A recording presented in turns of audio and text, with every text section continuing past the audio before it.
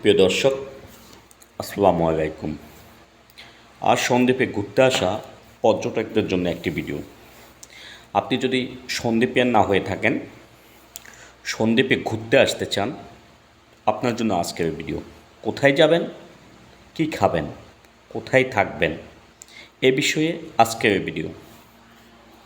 আপনি যদি ভ্রমণপ্রেমী হয়ে থাকেন, আসতে পারেন সন্দ্বীপে। প্রায় 3000 বছর আগে ঐতিহ্যবাহী এই দ্বীপটি এখন ভ্রমণপ্রেমীদের পছন্দের শীর্ষে। প্রিয় দর্শক, আজ আমি যেই পর্যটক এরিয়াটি নিয়ে আপনাদের সাথে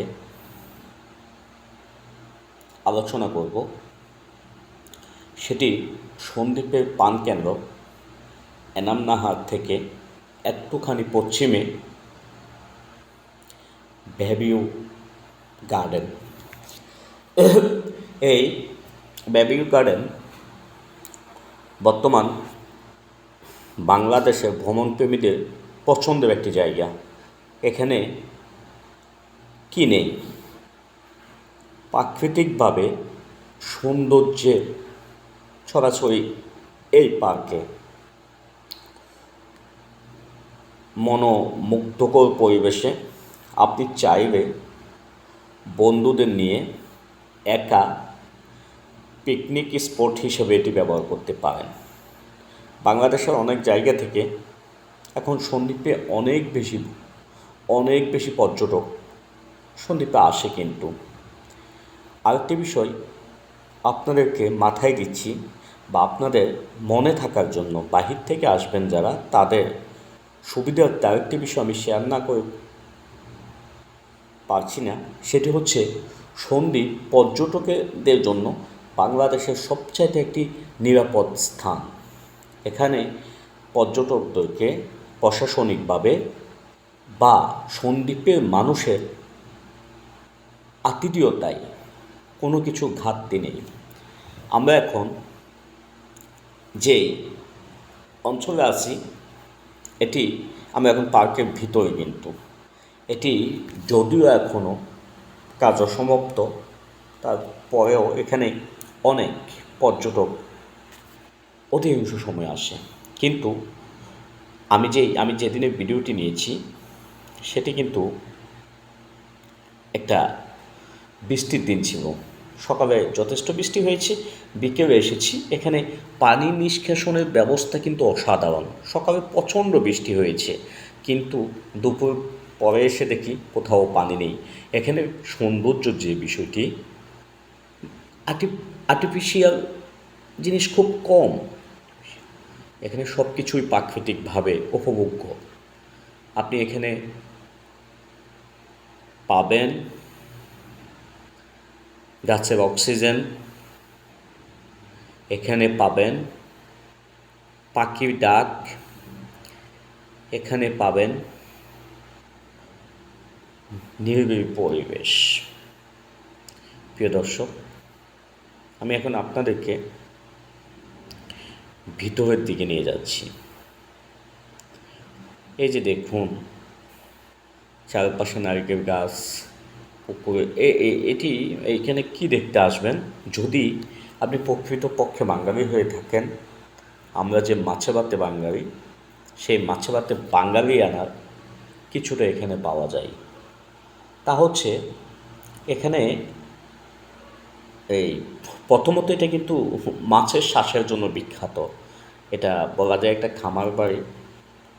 তো এখানে অনেক পর্যটক, কিন্তু সকাল বিকেল অনেক পর্যটক থাকে। কিন্তু আমি যেই অঞ্চলটুকু, এতটুকু হয়তো কোনোভাবেও ফোনে নেওয়া সম্ভব না, হেঁটেও এতটুকু ভিডিও করা আসলে অসম্ভব।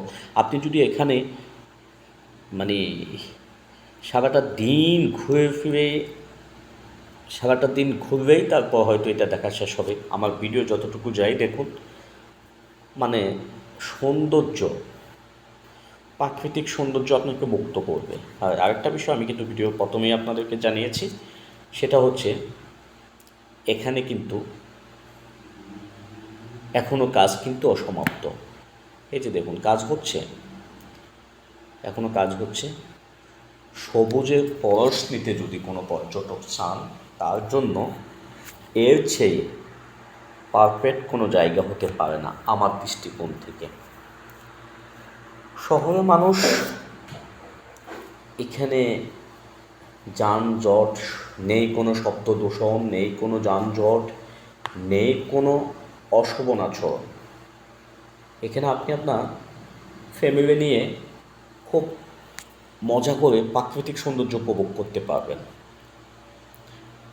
এই যে দেখুন এখানে যে কাজ হচ্ছে সেটা কিছুটা নমুনা, এখনও অসমাপ্ত কাজ। সেই নমুনাটুকু আগামীতে যারা আসবেন তারা হয়তো এখানে এসে ফিরতে ইচ্ছে হবে না। এটি এখন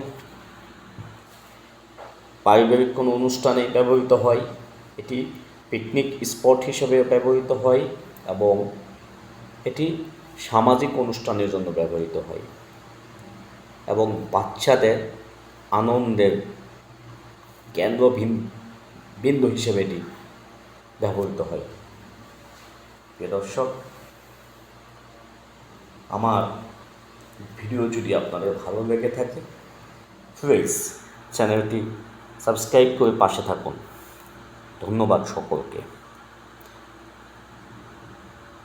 এই যে আর একটু কথা না বললেই নয়, সেটা হচ্ছে যে দেখুন ওই যে আমি এখানে যেহেতু দরজাটা কিন্তু এই যে ফ্লাইওভার হচ্ছে, এটা কিন্তু ওরা রাস্তাটা বন্ধ করে দিয়েছে। আমি ওদিকে দেখাচ্ছি, ওই যে দেখেন ওদিকে বাচ্চাদের বিনোদনের ব্যবস্থা আছে, ওই রাস্তাটা বন্ধ থাকাতে, এখনও কাজ অসমাপ্ত থাকাতে আমি ওদিকে যেতে পারিনি।